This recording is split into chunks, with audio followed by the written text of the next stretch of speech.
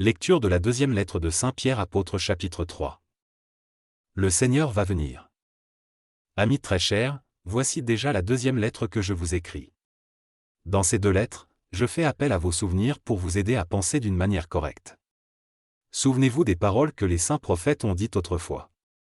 Souvenez-vous aussi des commandements que les apôtres vous ont enseignés, ce sont les commandements du Seigneur, le Sauveur. Tout d'abord, voici ce que vous devez savoir, dans les derniers jours, des gens vont venir. Ils vivront en suivant seulement leurs désirs mauvais. Ils se moqueront de vous en disant, Jésus a promis de venir, n'est-ce pas? Eh bien, où est-il? En effet, nos pères sont morts, pourtant, tout est comme avant, depuis la création du monde. En disant cela, ils oublient une chose, le ciel et la terre ont été créés voici très longtemps. Par sa parole, Dieu a fait sortir la terre de l'eau et il l'a formée avec de l'eau.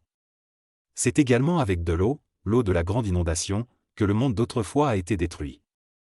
De la même façon, la parole de Dieu garde en réserve le ciel et la terre d'aujourd'hui pour le jour où les ennemis de Dieu seront jugés.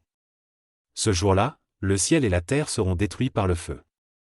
En tout cas, amis très chers, n'oubliez pas ceci, pour le Seigneur, un jour est comme 1000 ans, et 1000 ans sont comme un jour. Le Seigneur va bientôt accomplir sa promesse. Pourtant, certains disent qu'il est en retard. En fait, il est patient avec vous, il ne veut pas que certains meurent pour toujours, mais il veut que tous arrivent à changer leur vie. Le jour du Seigneur viendra comme un voleur. Ce jour-là, le ciel disparaîtra avec un bruit terrible, le feu détruira les étoiles du ciel, la terre et les actions de ses habitants seront jugées. Puisque tout cela doit disparaître, vous comprenez bien quel genre de vie vous devez mener. Vous devez vous conduire comme Dieu veut et lui rester fidèle. Vous attendez que le jour de Dieu arrive et vous souhaitez qu'il vienne vite. Ce jour-là, le feu détruira le ciel, et les étoiles fondront dans une chaleur brûlante. Dieu a promis un ciel nouveau et une terre nouvelle où la justice habitera. Oui, c'est ce que nous attendons. Appel à faire attention.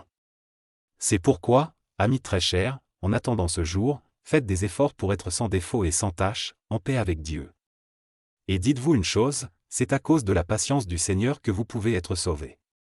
Voilà ce que Paul, notre frère et notre ami, a voulu vous dire dans ses lettres. Il le dit avec la sagesse que Dieu lui a donnée. C'est ce qu'il écrit dans toutes ses lettres, quand il parle de ce sujet. Il y a des passages difficiles à comprendre, alors les gens qui sont ignorants et sans formation en changent le sens. Ils font d'ailleurs la même chose avec d'autres passages des livres saints. En agissant ainsi, ils se détruisent eux-mêmes. Mais vous, amis très chers, maintenant je vous ai prévenu. Faites donc attention, ne vous laissez pas tromper par les erreurs des ennemis de Dieu. Ainsi vous pourrez rester solide dans la foi.